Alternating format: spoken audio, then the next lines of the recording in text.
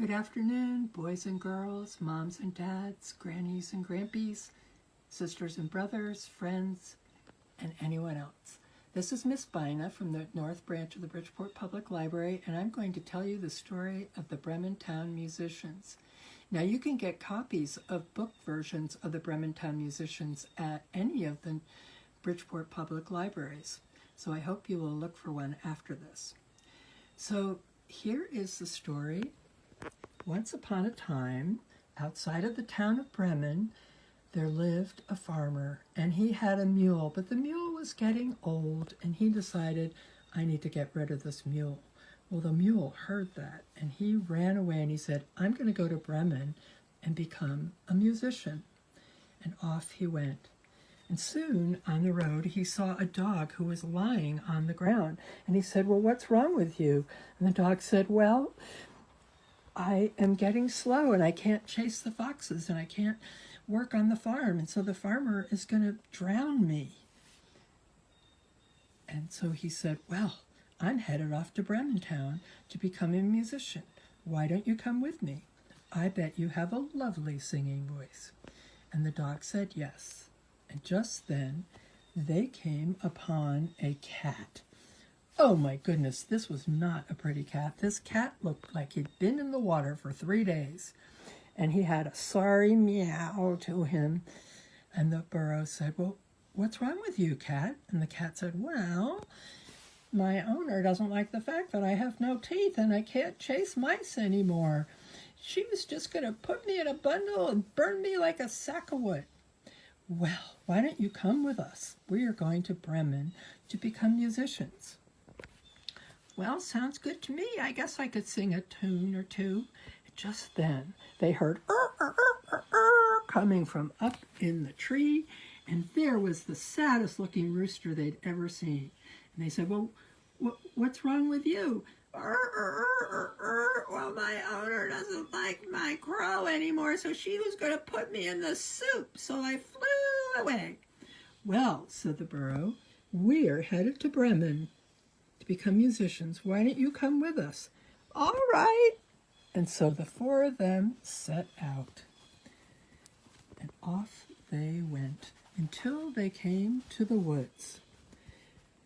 It was nighttime, and they went into the woods. It was kind of creepy because it was so dark, but they tried to find places to sleep because they'd been traveling all day, and there was no place to get comfortable. But just then, through the woods, they spied a lovely cottage, and they said, oh my goodness, and they could smell yummy smells coming out of the windows.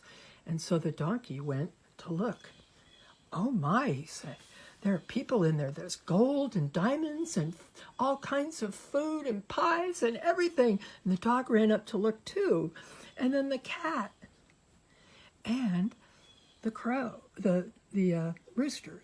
And so they all looked in the window and they saw that food and they said, we need that. At which point they decided that they would have a rehearsal. And so the donkey went, ee-aw, ee-aw, ee-aw. And the dog went, ruff, ruff, ruff. And the cat went, row, row. And the crow went, the rooster went, At which point the robbers thought there was a monster outside and they ran off, leaving the food and the treasures all there. And so the animals went inside and made themselves at home. So the rooster went, after eating his fill, up into the rafters, and the cat lay down by the fire, and the dog lay by the door, and the donkey was right by the bed. Well, the robbers were thinking about it, and they thought, well, maybe we just imagined that. And so the biggest, meanest robber said to the little guy, you go and check it out. So the little guy went back to the cottage, and in he went. He saw embers glowing, so he thought, I'll light my little taper with that, a taper being a candle. So he reached out, but it wasn't the embers, it was the cat. And so the cat clawed at him, and he backed up, and the dog bit him in the leg. And then he stumbled forward, and the donkey kicked him. And then the rooster went,